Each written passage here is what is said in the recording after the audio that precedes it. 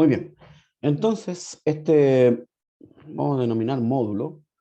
Yo le puse un modelo para armar. Ahí vamos viendo por qué. Sí, eso es lo que vamos a hacer ahora. Hasta ahora, haciendo un resumen. Hicimos dos primeras clases que tenían que ver con educación. ¿Sí? Hablamos, por ejemplo, de cuál era la importancia de la educación o qué era la educación, las preguntas que resolvía, lo que había que tomar en cuenta, etcétera, etcétera. Y también hicimos como un cuestionamiento, un análisis a esta idea de proceso de enseñanza-aprendizaje. Luego explicamos cómo se hacía una clase, ¿cierto? Cómo podría hacerse una clase. De ahí nos saltamos hasta hermenéutica o claves de interpretación, porque básicamente lo que hicimos fue dar algunos consejos, tips, como para que se utilizaran al momento de leer la escritura, ¿cierto? E interpretarla. Va a decir, hemos hecho como dos módulos que tienen que ver con que ustedes puedan extraer una enseñanza, explicarla, que ustedes pudieran hacer algo, ¿cierto? Denme un segundo.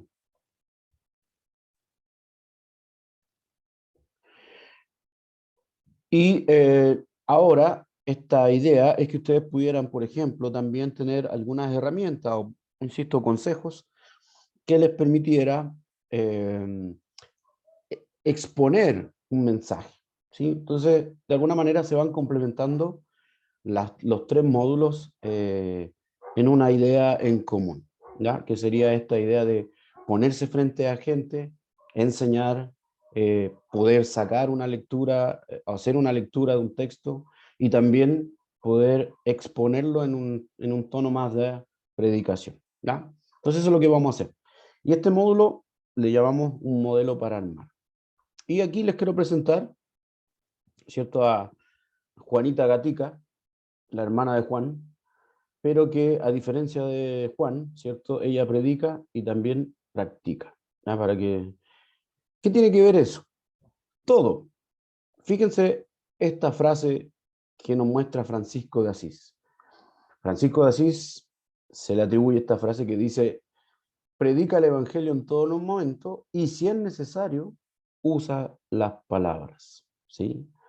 Eh, por lo tanto, una primera idea, una introducción a esto, tiene que ver con que el evangelio o la idea de predicar no es únicamente exponer, no es solo pararse delante de alguien y hablarle algo, ¿sí?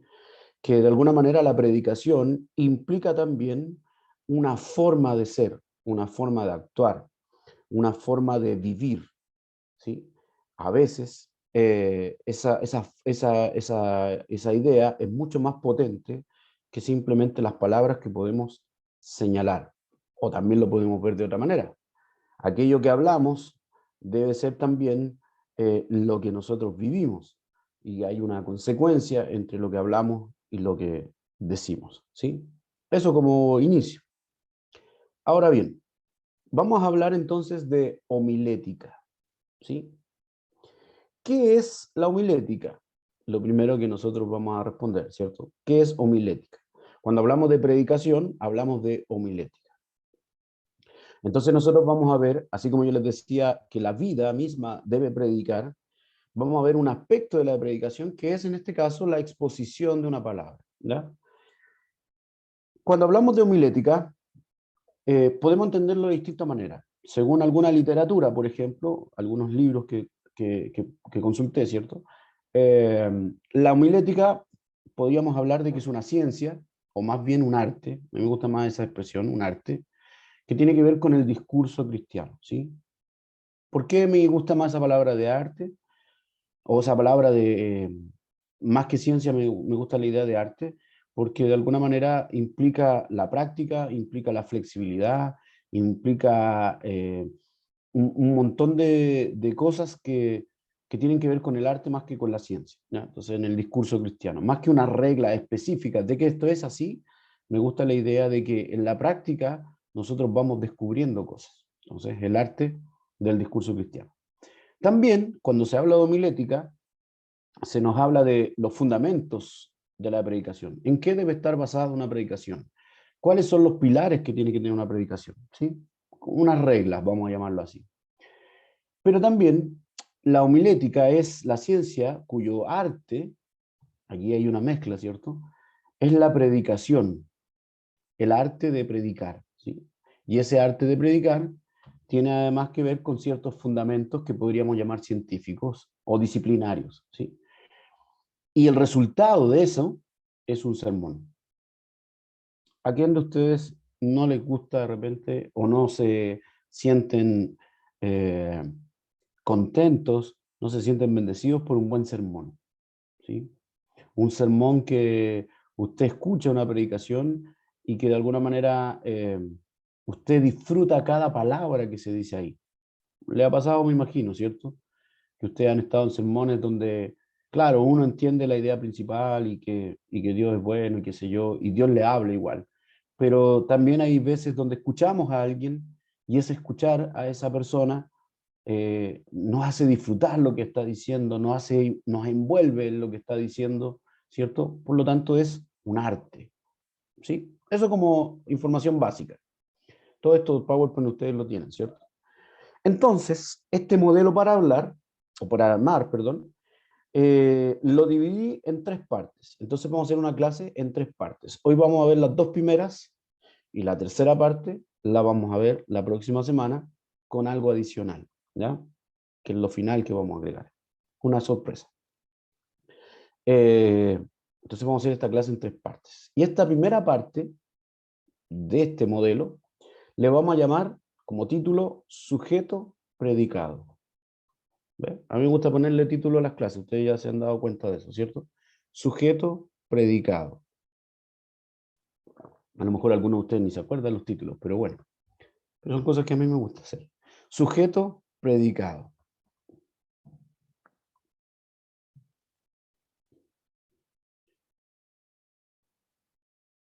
Entonces, vamos a hablar de la predicación y después del sujeto de la predicación, ¿sí? Entonces vamos a hablar de la predicación. Eh, Normalmente, o de alguna manera, no sé, casi por sentido común, las iglesias entienden que la predicación es responsabilidad del pastor, ¿sí? Muchas veces, a lo mejor en el discurso no, pero en la práctica eh, uno entiende que el pastor es quien predica o es el predicador por excelencia, ¿sí? Se espera que un predicador sea siempre un pastor o al revés, se espera que un pastor siempre predique. Hay muchas iglesias donde los domingos, por decir algo, que es el día, vamos a decir, más importante de la liturgia cristiana, el pastor es el único que predica, o a lo mejor algún círculo de confianza, ¿cierto? ¿Por qué? Porque se entiende que es responsabilidad del pastor, está dentro de las tareas de un pastor, predicar, etcétera, etcétera, ¿sí? Sin embargo, la predicación no solo es responsabilidad del pastor, también es responsabilidad de la iglesia, ¿sí? Claramente el pastor cumple una función y dentro de esas funciones está el predicar. Pero la iglesia también tiene una responsabilidad con respecto a la predicación. ¿Por qué? Nos dice aquí un autor. Con la predicación el cristianismo se sostiene o se derrumba. Su calidad de predicación, su forma de predicar, su forma de dar el mensaje, le permite a una iglesia muchas veces ser una iglesia sana, crecer, ¿sí? Ser una iglesia terapéutica, en el sentido de que la gente encuentra ahí sanidad a las cosas que la quejan, en el sentido de milagros, sí, por supuesto, creemos en los milagros de que Dios sana, pero también en la sanidad respecto de las relaciones humanas, sanidad respecto de su forma de vivir la vida, ¿sí? Se sana, una comunidad terapéutica. Y el mayor medio de difusión del evangelio es la predicación de la iglesia, ¿sí? Siglos de predicación nos tienen hoy día hasta donde estamos. Nadie podría negar que es una función de la iglesia el predicar. De hecho, es una necesidad de la iglesia, predicar. Así lo expresa, por ejemplo, Pablo en 1 Corintios 9:16, cuando, voy a parafrasear, por supuesto, dice que él no se jacta de anunciar el Evangelio porque en realidad le es impuesta una necesidad, necesita predicar el Evangelio, ¿sí? O la gran comisión, ir y predicar, ¿cierto? Y anunciar el Evangelio y hacer discípulos en nombre del Padre, Mateo 28:19. O bien Isaías, cuando menciona, ¿cierto? O que hermosos son los pies de los que van anunciando la paz, ¿cierto? En Isaías 52:7. Vale decir, dentro del ministerio de la iglesia está la idea de la predicación. ¿Sí? Hasta ahí no he dicho nada distinto. Usted más o menos lo podía intuir incluso, ¿no? Ahora, la predicación también tiene un carácter teológico. Es responsabilidad de la iglesia, pero también podemos ver la predicación en su naturaleza desde una perspectiva teológica. Vale decir, cuando nosotros predicamos, o el punto de partida de la predicación, es el amor de Dios. Y cómo ese amor de Dios se revela. Finalmente eso es lo que hacemos. Cuando nosotros anunciamos el Evangelio, estamos anunciando la manera en que Dios amó al mundo. Cuando nosotros predicamos, ¿cierto? Estamos predicando el amor de Dios, independiente que ese amor, en algunos casos, confronte a las personas, las corrija, porque eso es lo que hace el amor, corrige, ¿cierto? El papá que ama a un hijo lo corrige. Vale decir, el punto de partida es básicamente la idea de que Dios es amor y que Dios ama al mundo y ese amor se manifiesta en ciertas cosas, ¿sí? O sea, es el punto de partida de cualquier predicación. Ya con eso tenemos una idea. Las predicaciones no son necesariamente coaching. Hoy día está de moda esa palabra, los coaching, ¿cierto? Por lo tanto, no es que nosotros prediquemos de ideas, por ejemplo, relacionadas al liderazgo, relacionadas, por ejemplo, a que uno puede hacerlo todo o que uno debe ser capaz de muchas cosas, sino que nosotros predicamos el amor de Dios. Ese es el punto de partida de la predicación. Esa debiera ser siempre el centro de la predicación. La predicación no tiene que ver con ideas humanas, por mucho que lo hablen los hombres, sino con lo que Dios ha hecho. Otra vez el amor, ¿cierto?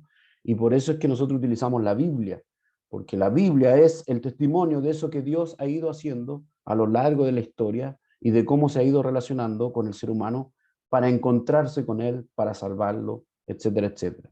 Vale decir, el punto de partida de una predicación debe ser el amor de Dios, y debe ser siempre lo que Dios ha hecho por nosotros, en distintas formas. Otra vez, ¿por qué lo digo? Porque en algún momento hay modas que se siguen y las personas, por ejemplo, empiezan a predicar o yo mismo he visto predicaciones, ¿cierto?, que están más basadas en ideas relacionadas con liderazgo, con lo que yo les decía, el coaching, con un montón de otras filosofías incluso, y que no tienen punto de partida la Biblia o el amor de Dios de la Biblia, ¿sí?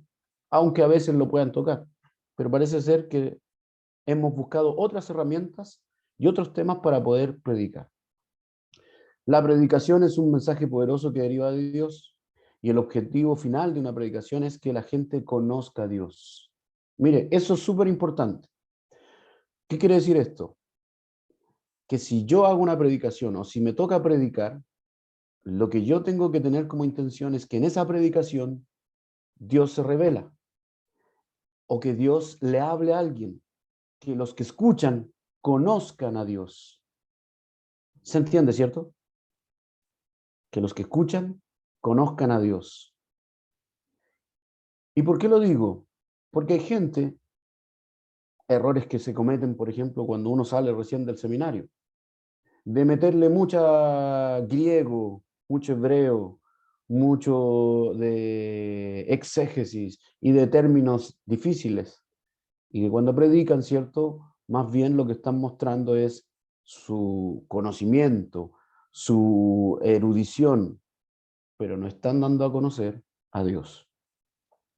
Uno nunca debe olvidarse de que la predicación su objetivo es que las personas conozcan a Dios. ¿Sí? Parece obvio lo que estoy diciendo, pero en la práctica no siempre es tan obvio. ¿Hasta ahí alguna duda? ¿No? ¿Se va entendiendo, cierto? ¿Sí? Bueno. Sí, profe, se Gracias. entiende. Muchas gracias, hermana Gloria. Esta parte es más expositiva, así que puede ser que se me aburra un poco, pero no se preocupe porque eso lo vamos a ir tratando de matizar, ¿ya?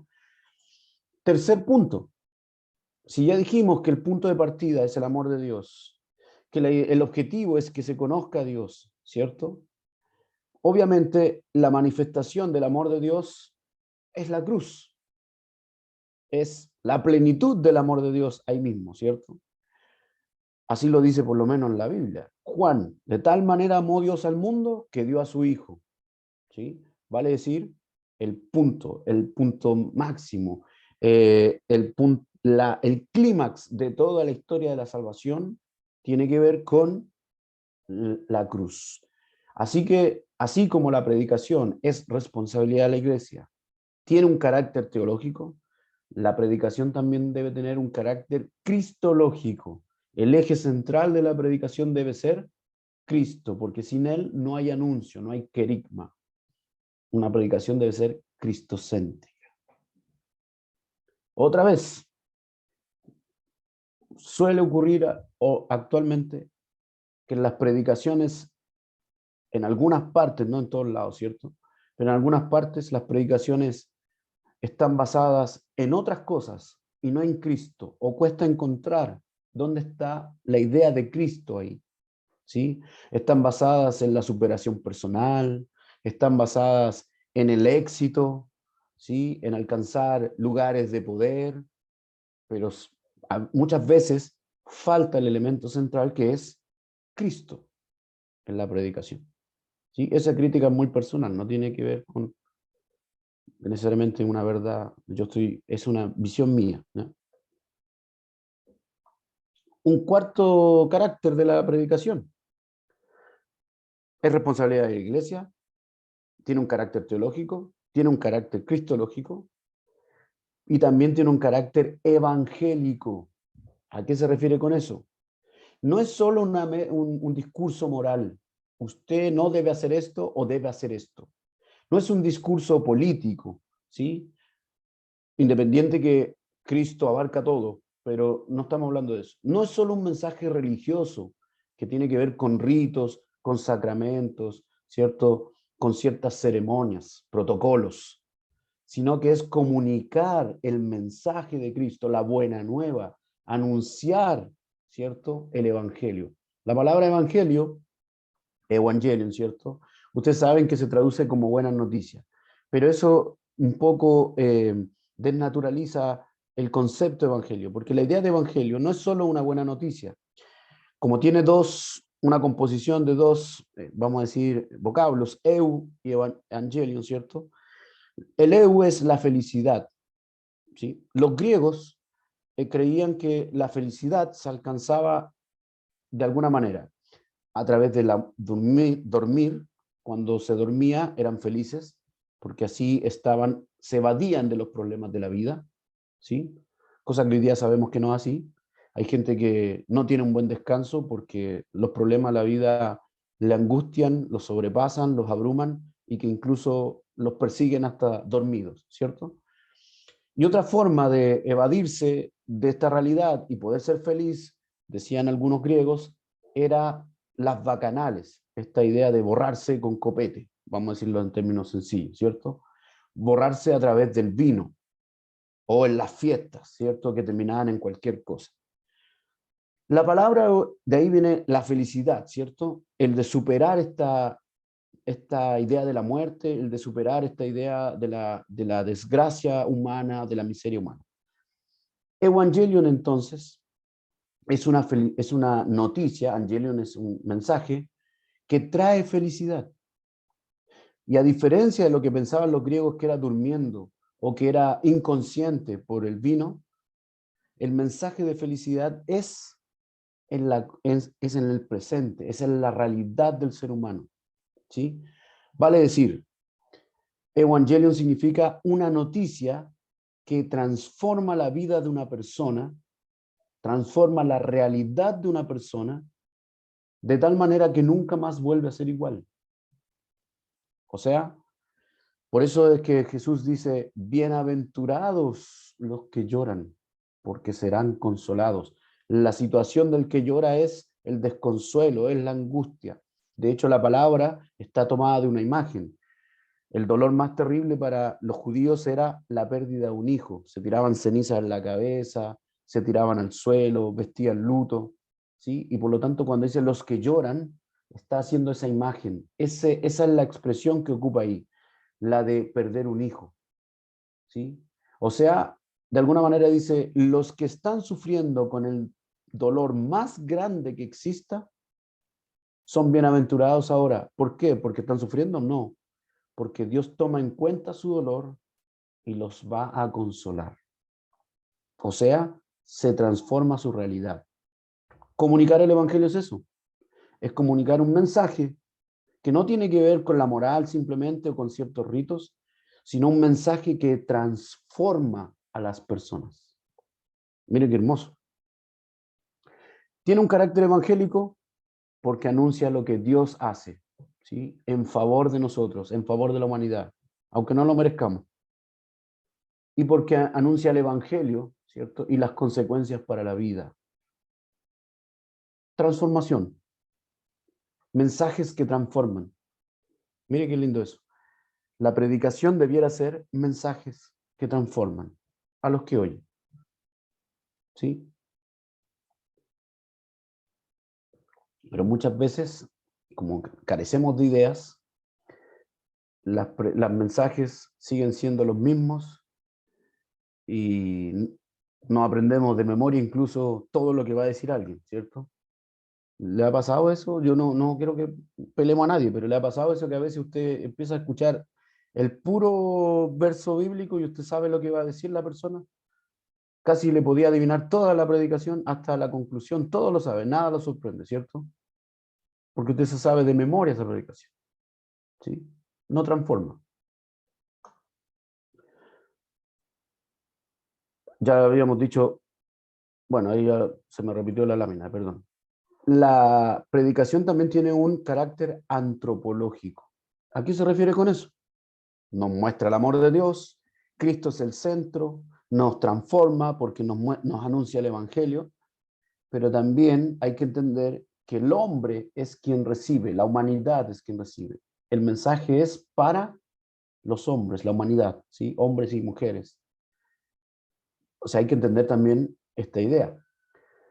Por lo tanto, ¿cuándo cumple su función o su objetivo? Cuando influye en el comportamiento de las personas. Yo me imagino que ustedes han escuchado predicaciones que usted dice, no, después de esto, después de esa predicación en particular, nunca fui el mismo o fui la misma, ¿cierto? Porque la predicación debe edificar a la comunidad de personas que está ahí, que es la iglesia. Ilumina, acompaña, protege, hace crecer la iglesia. A eso se refiere con un carácter antropológico. ¿Dudas hasta ahí?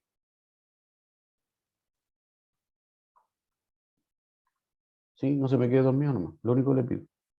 ¿Ya? Estamos despiertos, profe, estamos atentos. Ya, me parece, me parece. La hermana Gloria, si no fuera por ella...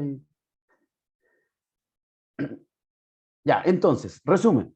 Dijimos sujeto predicado y empezamos a hablar de la predicación. Dijimos que a veces se entendía que la predicación era responsabilidad del pastor. Cierto que tiene que ver con sus funciones, pero la predicación no solamente tiene que ver con el pastor, sino que tiene que ver con la iglesia. Y explicamos por qué, ¿cierto? La predicación, además, dijimos que tenía un punto de partida que era el amor de Dios y cómo ese amor de Dios se manifestaba. Dijimos entonces que la predicación tenía un carácter teológico. Dijimos también que la predicación, ese amor de Dios se manifiesta en su punto máximo en la cruz. Por lo tanto, la predicación tiene un carácter cristocéntrico, cristológico, ¿cierto? Y dijimos que además esa predicación no se la dábamos a los árboles, se la damos a las personas.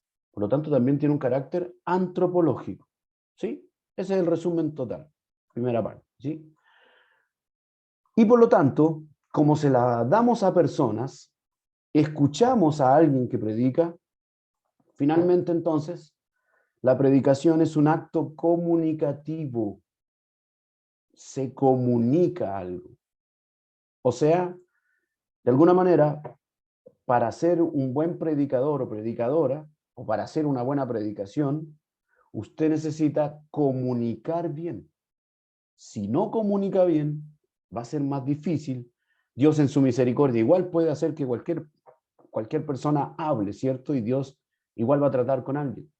Pero la idea es que cuando prediquemos entendamos que hay que ser buenos comunicadores, ¿sí? Fíjense, muchas de las cosas que ocurren a niveles de gobierno, no digo digo en general, tienen que ver con errores comunicativos. ¿Se han fijado? Hoy día se escucha eso todo el rato.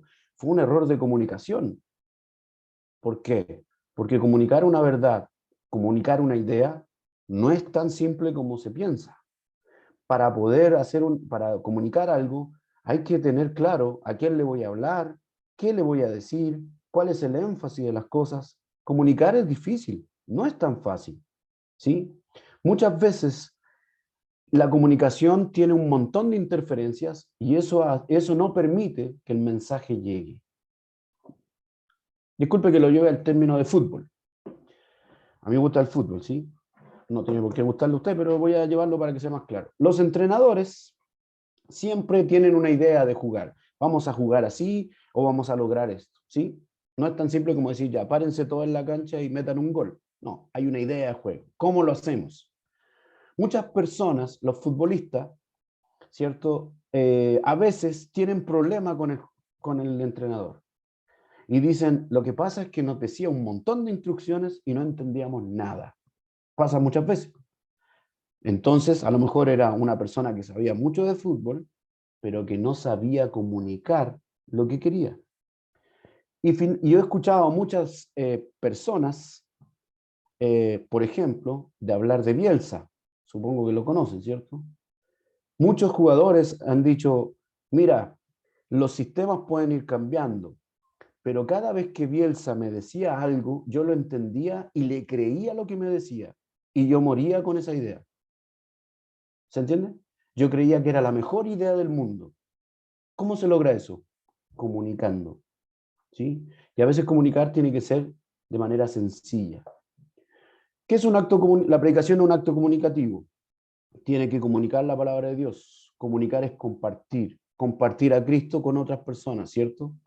Y entonces comunicar involucra un proceso mental y emocional. Mire qué interesante. Cuando nosotros comunicamos, no solo estamos comunicando palabras, sino que comunicamos una idea, comunicamos algo que está en nuestra cabeza. Y si usted no es ordenado en su cabeza o ordenada en su cabeza con lo que quiere decir, es difícil que eso salga bien de su boca.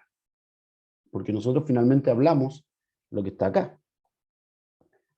Pero no solo eso.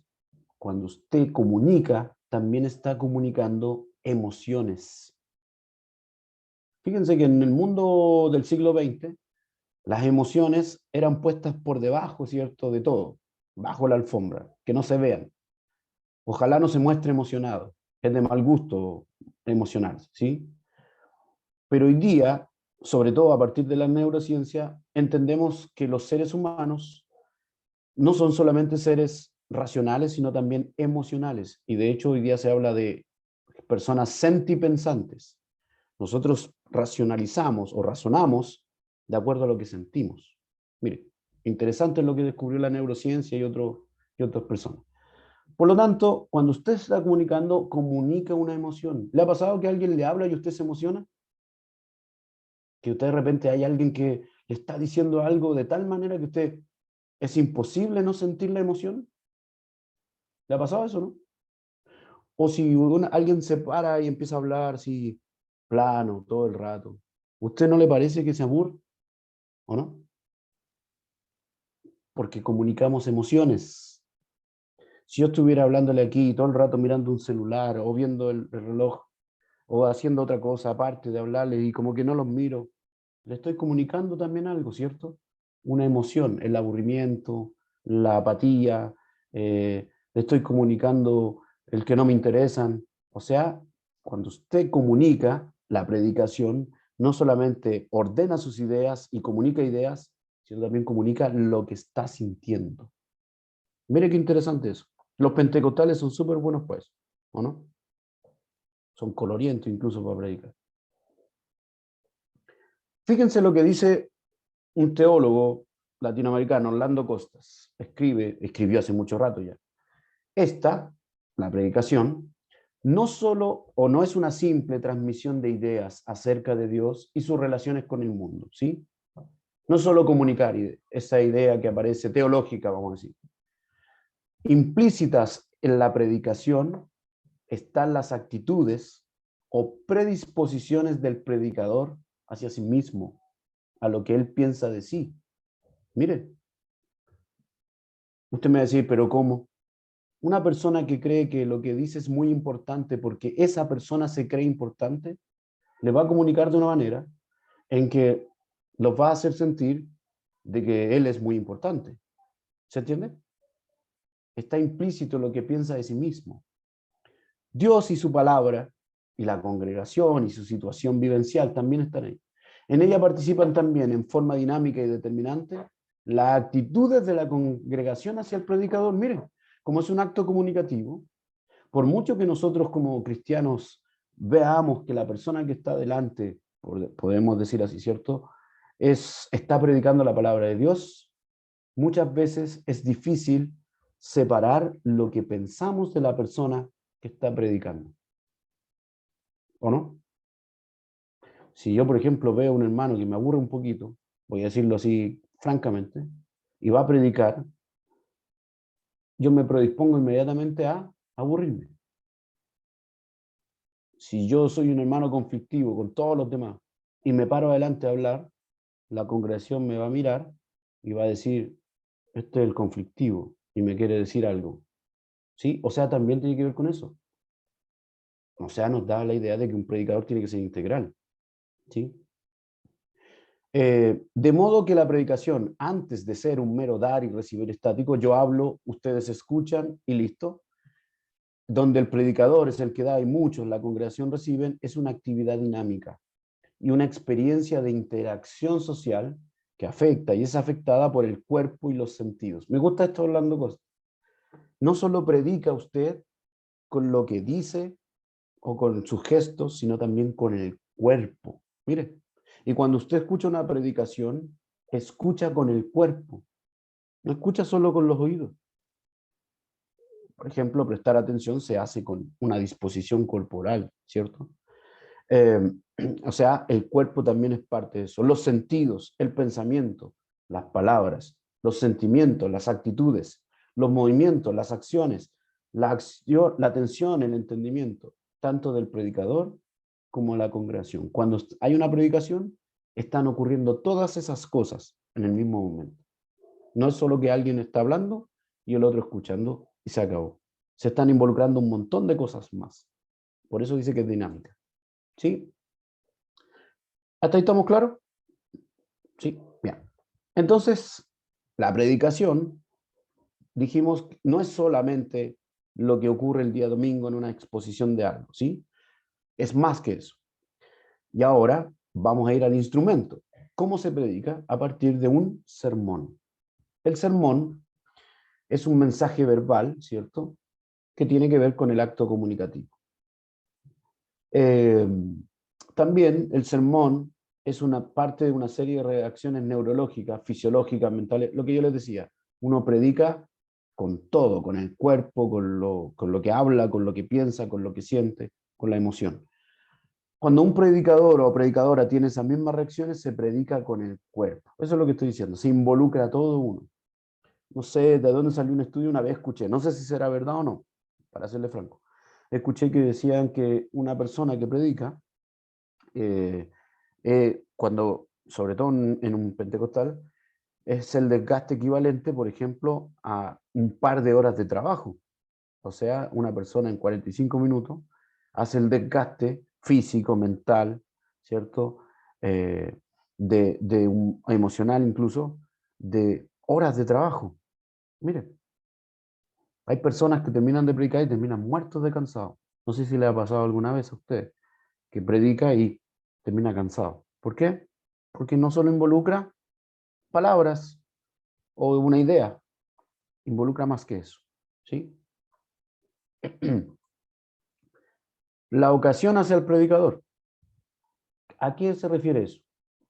La predicación no se da en el aire, se da en una situación concreta, en un contexto histórico concreto. No es lo mismo predicar este domingo que predicar de hace 10 años atrás, un domingo, o 20 años atrás, un domingo, o en los años 70. No sé si me explico, porque los contextos cambian, ¿sí? O sea, un predicador tiene que tener claro el escenario histórico en el que está la congregación, en el que está él para dar el mensaje. ¿Por qué? Porque quiere comunicar la palabra de Dios a este tiempo. ¿Se entiende eso, cierto?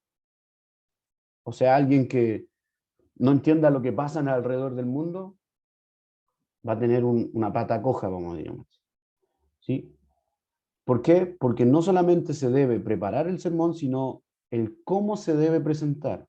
Y ese cómo se debe presentar muchas veces implica que uno reconozca cuál es el contexto en el que estamos. Ejemplo, un ejemplo súper sencillo y casi baladí. Yo le voy a predicar a un grupo de jóvenes y empiezo a hablarle de cuando les digo, entonces usted escribe una carta y la lleva al buzón que está en la calle, y los jóvenes, ¿qué van a hacer? Supongamos que son todos entre 15 y 18 años. Me van a mirar y me decir, ¿qué buzones? Los buzones donde mete la carta. ¿Qué carta? ¿Ellos mandan carta? ¿Hay buzones en la calle ahora de cartas? ¿Se acuerda que antes había unos buzones donde metía la carta? Y que había unas cartas que eran, que se mandaban en avión y tenían un sobre y otras no. ¿Se acuerdan de eso, no? Bueno, ustedes son muy jóvenes, pero en mi tiempo, ¿cierto? Cuando mi mamá veía Sábado Gigante, que funcionaba todo el día sábado, literalmente, escribía unas cartas, ¿cierto? A Inés Mateo, miren, me acuerdo todavía, Inés Mateo Rejola, 0848 creo que era, para ganarse no sé qué cosa. Y me acuerdo que escribía la carta y caminábamos unas buenas cuadras, llegábamos a un buzón y metíamos la carta ahí con la esperanza de que nos ganáramos algo, ¿sí? O sea, si yo le digo eso a los jóvenes, lo tomo por sentado de que ellos saben de qué estoy hablando, no estoy entendiendo el contexto, el mensaje no va a llegar. ¿Se entiende, cierto? Porque son otras cosas las que viven ellos. Contexto histórico. El predicador, llamo el predicador o predicadora, ¿cierto? La predicación, como es un acto comunicativo, está vinculada a la personalidad humana, la forma en que somos. Dios usa las formas que somos, ¿cierto? Por mucho que yo quisiera predicar como alguien, si mi forma de ser no es así, no puedo. ¿Se entiende eso, cierto? O sea, uno comunica con lo que es. La predicación no depende solo de las palabras del predicador, sino también cómo se usan las palabras. Ah, y eso es importante. No es solo armar un argumento y un discurso, es cómo digo eso, cómo lo hablo, qué palabras utilizo, cuáles son los énfasis que hago. ¿Sí? ¿Se entiende eso? Aunque parezca una obviedad, hay que saber usar las palabras como corresponden, ¿sí? El cómo es tan importante como el por qué en el caso de la predicación. El predicador debe procurarse, ¿cierto?, de lo que va a decir y cómo lo va a decir. Y aquel que desea predicar el Evangelio de Jesucristo necesita haberlo experimentado. ¿Cómo voy a comunicar el Evangelio si ni siquiera sé lo que es el Evangelio? En mi vida, nunca lo viví. ¿Sí? Yo comunico la experiencia también. Quien predica presta un servicio a la causa de Cristo, por lo cual requiere una actitud de reverencia y consagración. Aunque parezca obvio, quien predica va a predicar la palabra de Dios a la iglesia de Cristo o a alguien que necesita conocer a Cristo y por lo tanto necesita consagrarse, pedirle a Dios. El predicador puede hablar del amor de Dios con ira en su voz. Y si es así, ¿qué va a comunicar el amor de Dios? Va a aplicar enojo. Puede hablar del perdón de Dios de tal manera que deja a su congregación sintiéndolos culpables. ¿Sí? Gente que habla del amor de Dios, pero que al final cuando uno termina no siente la ternura y el amor de Dios, sino siente culpa. Fíjense. Puede hablar de la fe, pero a la vez comunica pura ansiedad o angustia. Puede hablar con lenguas humanas y angélicas, pero fíjense lo que nos dice, ¿cierto? La forma en que comunicamos también es importante. No puedo hablar del amor de Dios y expresar solo odio, solo rabia, solo rencor, por decir algo. ¿Hasta ahí está claro, más o menos? ¿O estoy muy rápido? Sí, pastor, vamos bien. ¿Vamos bien? Pastor, vamos bien. Ya, muchas gracias. Tomando apuntes. Ya. Es que a veces me parece que estuvieran, no es que ustedes no me contesten, son buenos alumnos y todo, pero a veces yo digo, a lo mejor el ritmo mío es, voy muy rápido y no tengo que ser tan rápido, ¿ya? O hay cosas que a mí me parecen que pueden ser obvias y no son tan obvias. Fíjense en esta historia, cuando digo que uno predica con su personalidad, con lo que es, con lo que experimenta, con su actitud, fíjense que acá hay un joven y un caballero mayor, ¿cierto? Bueno, y a partir de esto les voy a contar la historia. Dicen que había una vez un pastor viejito que ya llevaba muchos años predicando el evangelio de manera tradicional y todos los domingos predicaba en la iglesia. Y cuando predicaba en la iglesia, ¿cierto? Cometía un montón de errores relacionados con la homilética, ¿sí? Con las reglas de predicación, qué sé yo. Y entonces había un joven recién salido del seminario, vamos a ponerle color, ¿cierto? Recién salido del seminario, que todo el tiempo miraba y decía, oh, el pastor, no, eso no se hace, no, eso no se dice, no, interpretó mal, oh, leyó pésimo, no, eso no es lo que quiere decir el texto, no, en el griego no dice eso, ¿sí? Siempre estaba mirando los errores de el pastor. Un día, el pastor le pide que predique él, ¿sí? Entonces, este joven sube con el pecho inflado al altar, al púlpito, ¿cierto? Sube con su pecho inflado a mostrar cómo realmente se debería hacer y cuando queda adelante, ¿cierto? Queda en blanco, no sabe qué decir. Y entonces se baja derrotado, con suerte dice algunas palabras. Entonces se baja derrotado del púlpito. Y el pastor, en su sabiduría, ¿cierto? En su experiencia de vida, se acerca y le dice, si hubieras subido como bajaste, entonces hubieras bajado como subiste. ¿Se entiende la idea? ¿Sí? Sí, profesor. Vale decir, a veces podemos pensar que tenemos todas las herramientas, pero cuando usted sube, ¿cierto? Sube en una actitud, en una reverencia, en una forma de entender. Siempre uno tiene que estar en la idea de que lo que vamos a comunicar, no solo hablar, comunicar con todo nuestro ser, es el amor de Dios.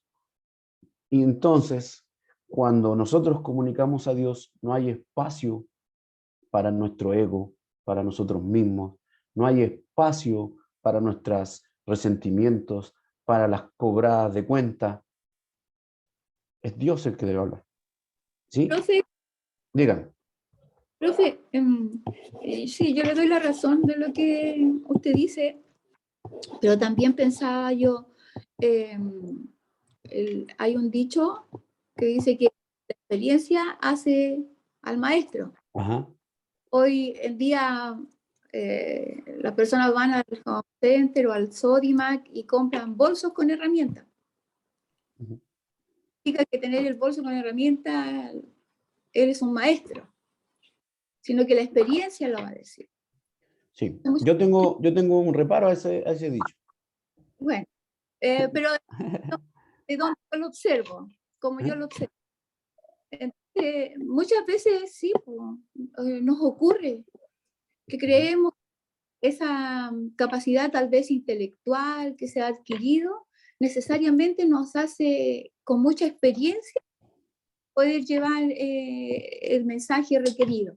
Ujú. Entonces, y pecamos como el joven seguramente de tener un concepto de uno mismo superior al que nos conviene. Pero yo pienso que está bien prepararse, como los que han ido al seminario y todo eso, que no es que nos enseñen a ser buenos predicadores, nos entregan estas herramientas. Y siempre he pensado esto, a los que se preparan hay que también colocarlo como en training. Seguramente las primeras predicaciones irán a ser llenas de errores, falencias, críticas de los más expertos seguramente, pero no hay otra forma, no hay otra forma de ser un predicador, de entregar un sermón, de comunicarlo, de empatizar con la congregación, contextualizarlo en el orden en que estamos. Pero si no existe la experiencia, si no existen las oportunidades, ¿verdad? Que pienso que es súper relevante tener hoy día las herramientas, que es bueno, pero las herramientas solamente las vamos a aprender a usar en el ejercicio, en la experiencia. Sí, usted tiene toda la razón. Por eso yo hablaba de la palabra arte, ¿sí? Porque el arte se va perfeccionando en la medida que voy ejerciendo ese oficio, ¿sí? Eh, un artista sabe, por ejemplo, o alguien que tiene un oficio, un alfarero, sabe cuándo ponerle más barro o menos barro, sabe que a veces las condiciones de tiempo, por la experiencia, ¿cierto? Cuando hace más calor o menos, o hace más frío, que a lo mejor cambia el material, y eso implica otras cosas, y tienen sus propios secretos que lo van descubriendo a partir del oficio. Yo estoy de acuerdo con todo lo que usted dice. Ahora, cuando yo digo que tengo un reparo al dicho, es porque el dicho es, eh, la práctica hace al maestro, ¿cierto? Pero lo que podría agregarle a eso es que no necesariamente si es que usted practica mal. Si todo el tiempo practica mal y está ejecutando mal las cosas, no necesariamente por mucho que lo haga, va a ser un buen maestro. ¿Me explico?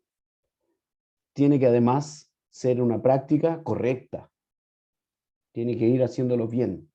Por eso es que aquí el pastor más adulto, el que sabe más, va acompañando al que está practicando, ¿sí? Mira, te voy a enseñar, te voy a ayudar con esto, ¿se entiende?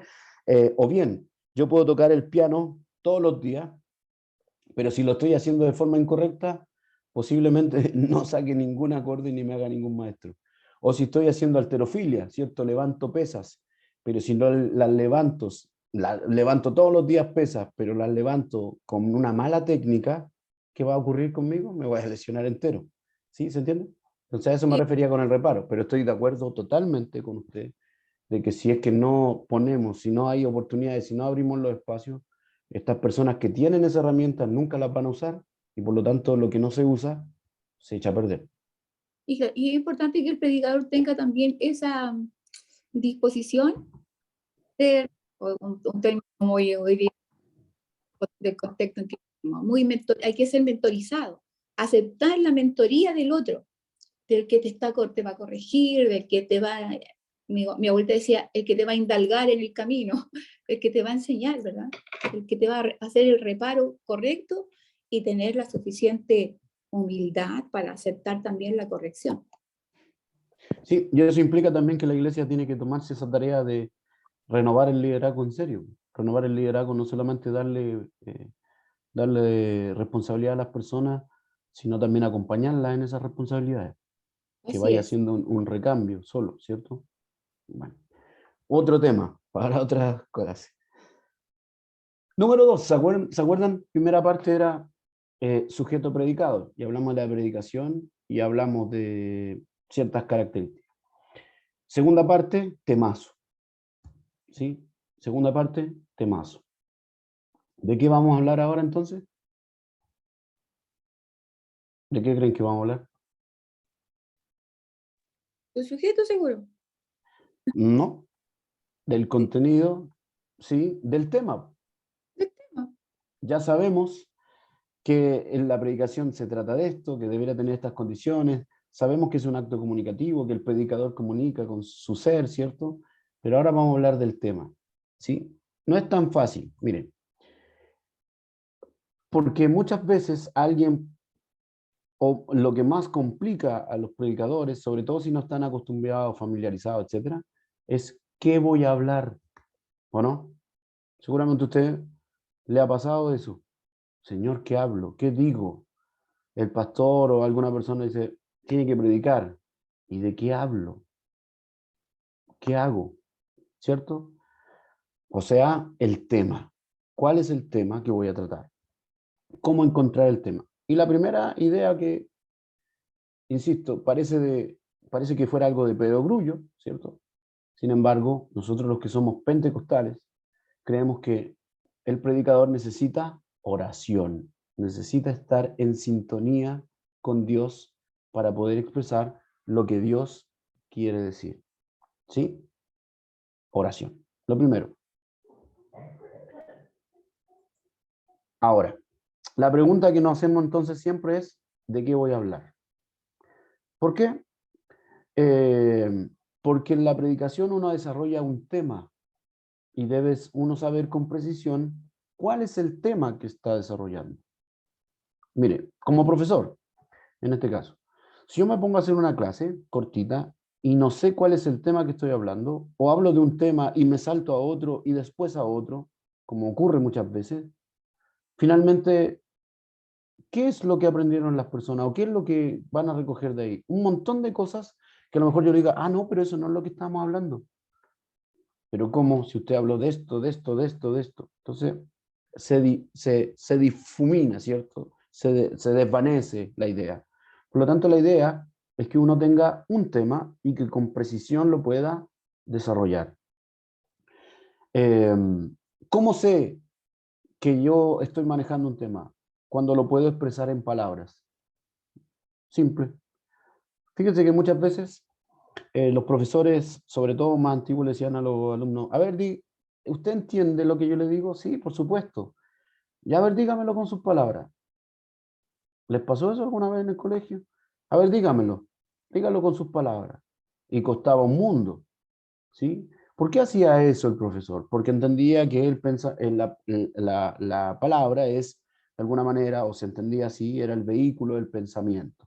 Si yo logro cerrar el pensamiento es porque lo logro comunicar de alguna forma.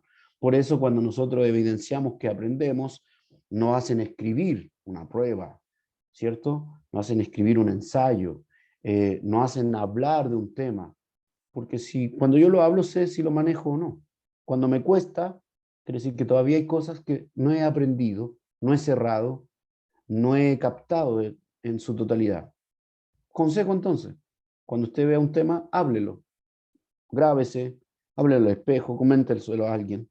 Va a saber inmediatamente si usted es capaz de decirlo o no. Segundo, tercero, tener un objetivo. ¿Qué es lo que quiero decir? No solamente tener un tema preciso, no solamente saber decirlo, expresarlo en palabras, sino también saber hacia dónde quiero ir. Objetivo. ¿Por qué voy a hablar de ese tema? ¿Qué es lo que quiero lograr con eso que estoy diciendo? ¿Sí? Eso también es importante a la hora de evaluar el tema. Pero la pregunta de fondo es, ¿cómo encuentro ese tema? Podríamos decir, ¿cierto?, que es inspiración de Dios. Por eso necesitamos oración. Señor, le pedimos que nos hable, que nos diga, que nos inspire, que nos muestre qué es lo que tenemos que hablar, ¿sí? Eso es lo que hacemos generalmente, ¿no? Y leemos la Biblia. Pero también debe haber, a la vez que hay inspiración de Dios y orar y pedirle al Señor, debe haber disciplina, en el sentido de estudiar, de investigar.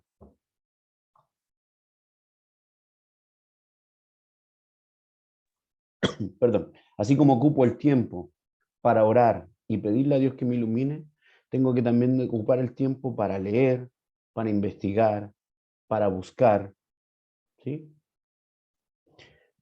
Yatensi Bonilla, no sé si lo conocen, pero Yatensi Bonilla siempre hablaba, en este caso de interpretación de la Biblia, él le hablaba de la lectura canina, ¿sí? O la interpretación canina. ¿Qué significaba eso? Que tomaban la Biblia, ¿cierto? Le pegaba una olía y decía, ya, esto es lo que voy a decir.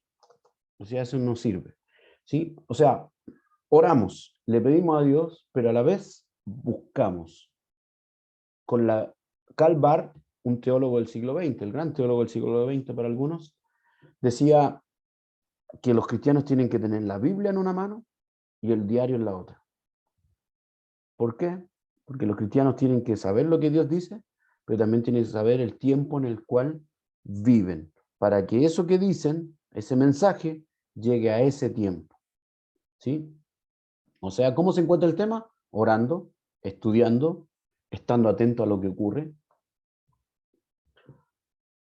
¿Cómo encontrar el tema? Fíjense, Pablo Picasso, no de mi agrado, pero Pablo Picasso decía una frase: la inspiración existe, ¿sí? Siempre asociamos a los artistas como que reciben una inspiración, pero fíjense lo que decía él: la inspiración existe, pero tiene que encontrarte, me falta la N, encontrarte trabajando, ¿sí?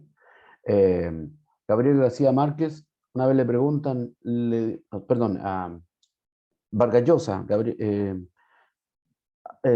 Vargas Llosa le preguntan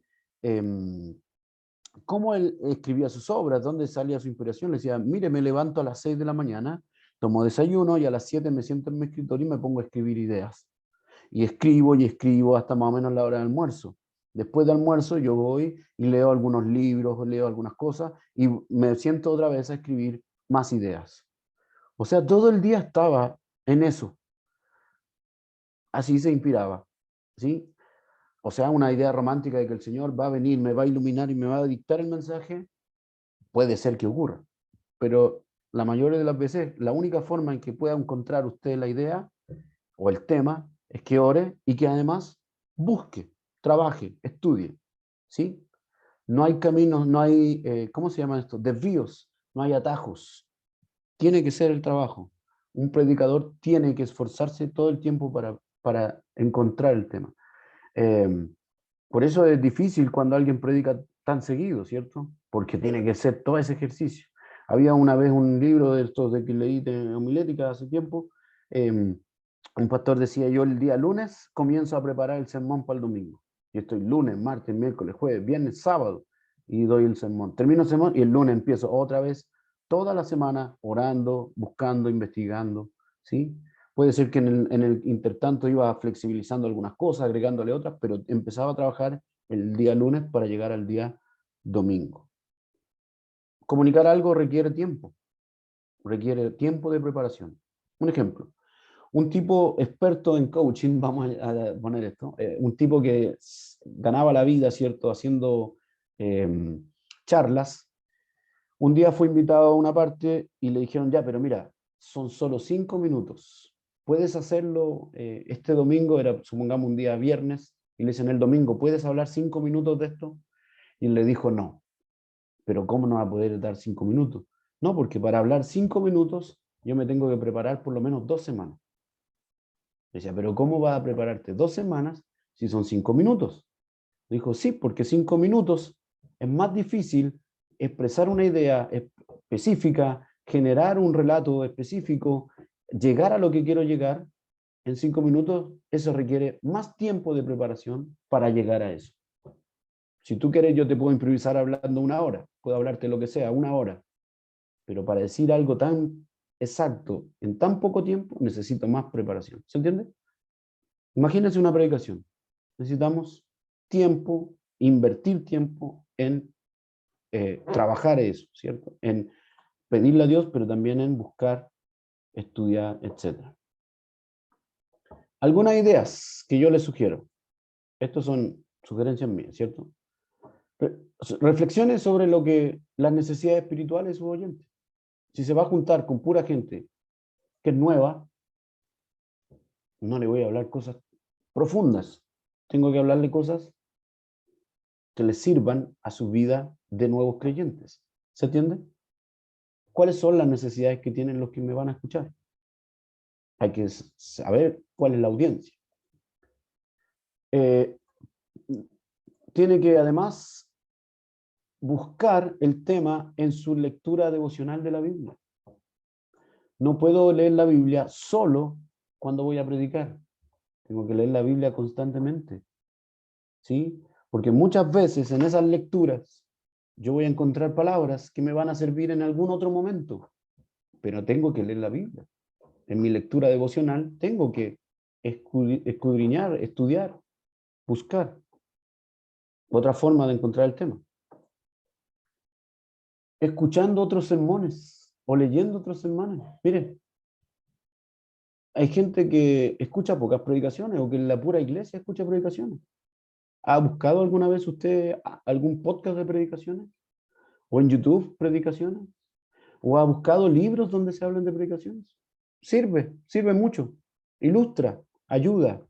No significa que usted va a copiar toda la predicación, pero puede encontrar ideas, ¿sí? Puede saber cómo alguien lo hace.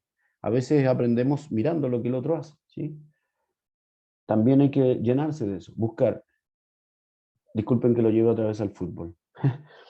Un entrenador se quejaba y decía, el problema de los futbolistas jóvenes hoy día es que pasan el día jugando PlayStation o en las redes sociales y no ven fútbol, no tienen idea de fútbol.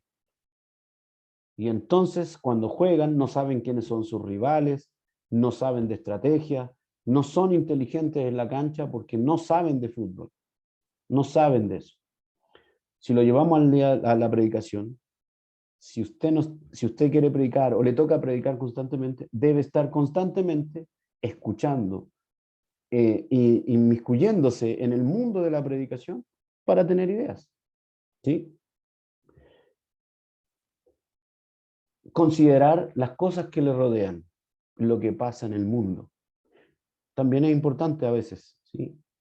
Lo que pasa en la contingencia a veces. No significa que vamos a predicar de la contingencia, pero sí estar atento, ¿sí?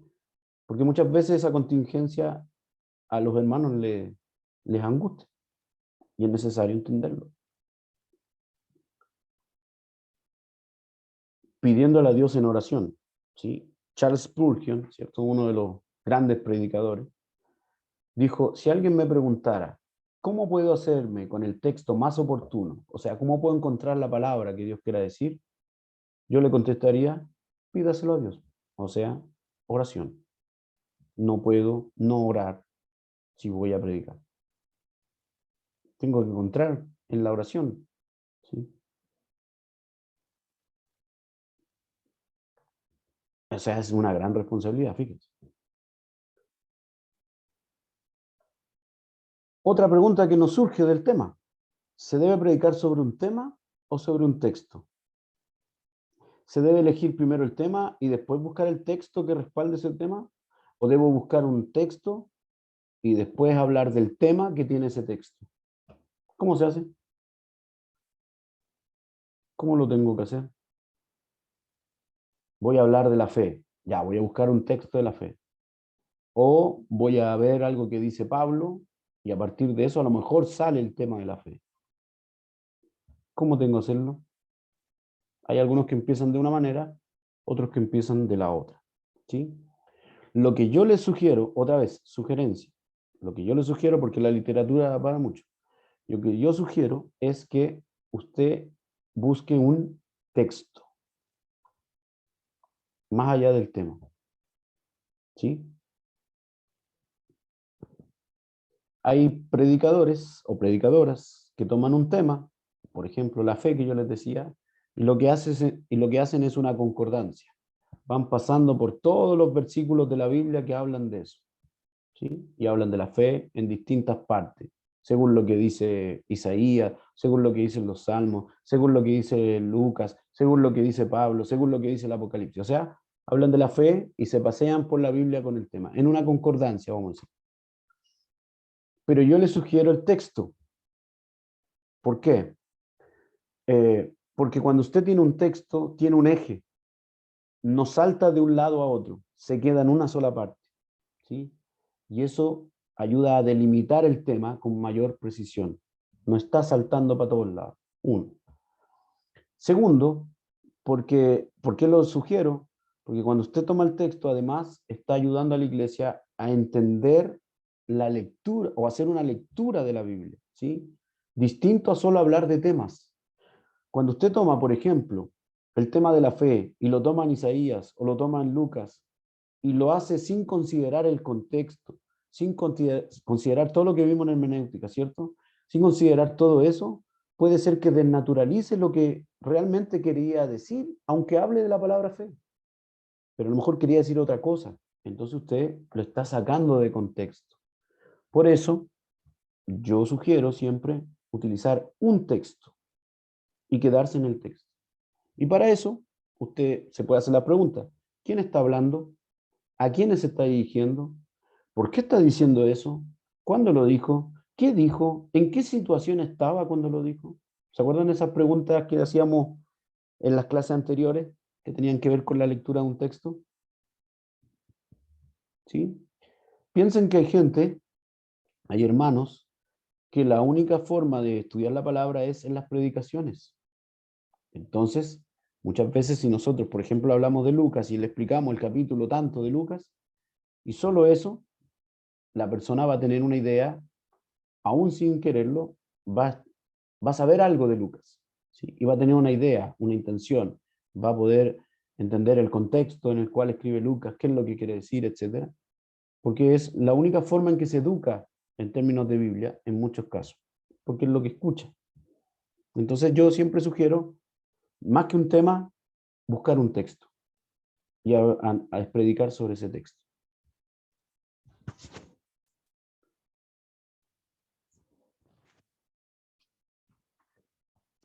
Luego de tener el texto, la idea es elaborar un plan. ¿Qué cosas tengo que decir? ¿En qué orden las voy a decir? ¿Sí? Siempre es importante tener un orden. ¿Por qué? Porque así es más eficaz lo que quiero mencionar. Si yo parto por la A, viene la C, viene la D, ¿cierto? Por decir algo, A, B, C, D. Hay un orden. No puedo partir por la A y terminar, o puedo partir por la B, C, Z, G, H. Confundo a la gente. No, la idea es que sea ordenadito. Se lo van a agradecer, siempre. Lo mismo que para enseñar, ¿cierto? Un profe desordenado que habla de una cosa, después de otra y mete cosas, al final abruma a los que están escuchando. Una predicación que mete y mete cosas, también. Ordenadito, va a ser más fácil y va a ser mejor.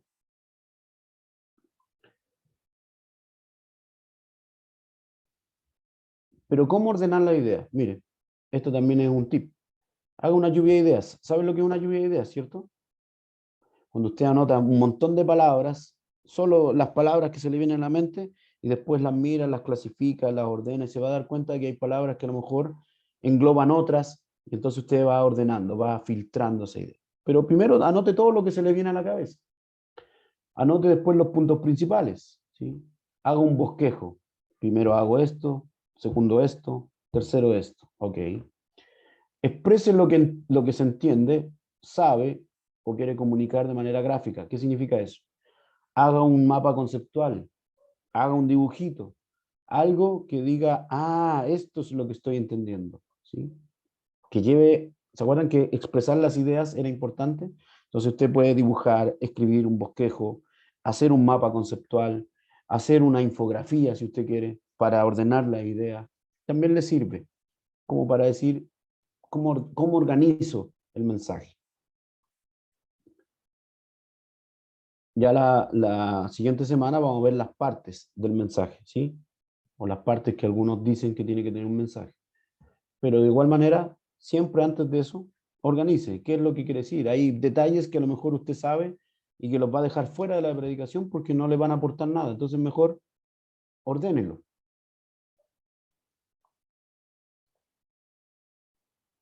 Y otra cosa importante, utilizar la hermenéutica. ¿Se acuerdan que lo vimos en las dos clases anteriores, cierto? ¿Por qué? Porque la hermenéutica es esencial para poder sacar lo que el texto quiere decir. Pablo, lo que quiere decir Pablo. O sea, aplicar lo básico por lo menos antes de leer un texto. ¿Qué dice? ¿Qué significa? ¿Qué aplicación tiene para mi vida? Que es un poco lo que hicimos las dos clases anteriores.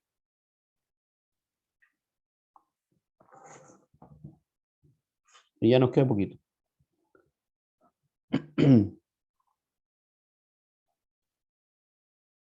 Y fíjense que aquí, esto lo aprendí de un pastor, Roberto Amparo Rivera. Siempre él decía, ¿cómo voy a leer? Miren, esto es una forma de leer. Lo que quiso decir el autor.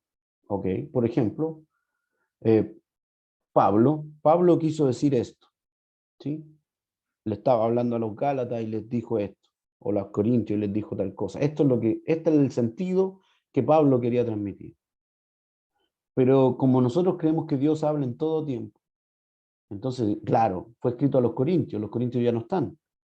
Entonces hay que buscar lo que Dios quiso decir, una verdad, ¿sí? Más allá de a la iglesia a la que está hablando Pablo, más allá de el presente de Pablo, lo que Dios quiso decir en el tiempo. Pero fíjense, una tercera parte de esa lectura es, ¿y qué me dice el Espíritu Santo hoy día? ¿Sí? O sea, buscar lo que el autor quiso decir, buscar la verdad de Dios en ese texto. Y por último, lo que el Espíritu Santo me dice ahora, a mi realidad, en mi tiempo. Es otra forma de poder leer. Y finalmente,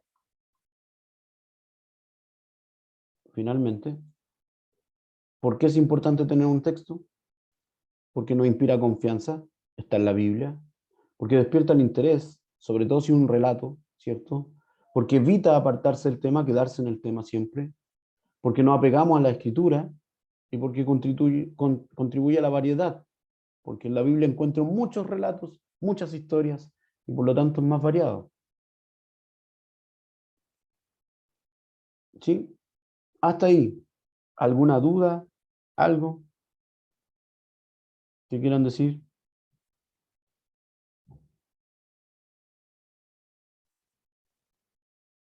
¿No? Todo claro, profesor, todo claro. ¿Algún comentario que quieran hacer? ¿No? No es sencillo, requiere harta dedicación. Y Sobre, lectura, concentración, hábitos de estudio. hay que pensar que cuando nosotros predicamos, tenemos una premisa. Estamos predicando la palabra de Dios, ¿cierto? ¿Y eso qué quiere decir? Si nosotros lo pensamos bien, quiere decir que la persona que escucha está escuchando a Dios. Y por lo tanto, si yo le digo algo que, que su visión de Dios la distorsione por completo y esa persona no alcance a conocer a Dios y se pueda perder, quiere decir que yo tengo una responsabilidad gigante, porque no estoy hablando en nombre mío. Si yo hablara a título personal, yo me hago cargo de mi idea. Pero si yo estoy diciendo que lo que yo digo es lo que Dios dice, mucha gente, la idea que tenga de Dios, su acercamiento a Dios, va a ser eso que yo le estoy diciendo. Y ahí yo no voy a ser responsable solo delante de lo que le estoy diciendo a ellos. Voy a ser responsable delante de Dios de que otro no lo conozca. ¿Se entiende? Por eso implica mucha concentración, mucha disciplina, mucho estudio, mucho rigor. ¿Podemos equivocarnos? Claro que sí, si somos humanos. Pero lo que yo digo es que tenemos que estar siempre en esa realidad, entendiendo que no hago cualquier cosa, estoy haciendo algo importante. Y tiene que dedicarle el tiempo que usted le dedica a las cosas que son importantes.